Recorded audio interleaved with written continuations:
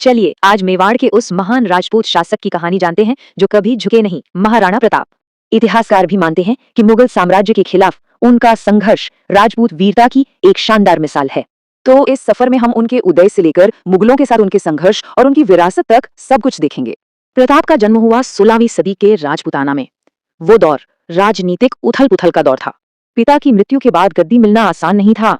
दरबारियों ने ही उन्हें उनके छोटे भाई पर चुना। उस वक्त मुगल साम्राज्य तेजी से फैल रहा था और मेवाड़ उनके गुजरात जाने के रास्ते में आ रहा था।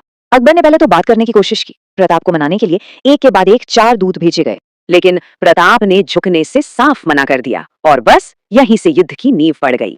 और फिर आया 18 जून 1576 का दिन। हल्दी घाटी में दो बिल्कुल अलग ताकत वाली सेनाएं आमने सामने थी। लड़ाई बहुत जबरदस्त हुई और भले ही नतीजा मुगलों के पक्ष में रहा, प्रताप वहां से निकलने में कामयाब हो गए। इस लड़ाई के बाद मुगलों ने मेवाड़ के बड़े इलाकों जैसे गोगुंदा और उदयपुर पर कब्जा कर लिया। लेकिन यह अंत नहीं था। मुगलों का ध्यान जैसे ही दूसरी तरफ हटा, प्रताप को एक बड़ा मौका मिल गया। इसी मौके का फायदा उठाकर प्रताप ने गुरिल्ला युद्ध शुरू कर दिया और अपने इलाके एक एक करके वापस जीत लिए। उन्हें मेवाड़ का ज्यादातर हिस्सा तो वापस मिल गया, पर अपनी पुरानी राजधानी चित्तौड़गढ़ हमेशा एक सपना ही रह गया। उनकी मौत किसी जंग में नहीं, बल्कि एक शिकार के दौरान लगी चोटों की वजह से हुई। उनकी गुरिल्ला युद्ध की तकनीक इतनी असरदार थी कि बाद में शिवाजी जैसे योद्धाओं ने भी इसे अपनाया। महाराणा प्रताप आज भी हार न मानने वाले जज्बे की एक मिसाल है। वाकई कुछ विरासतें सदियों तक जिंदा रहती हैं।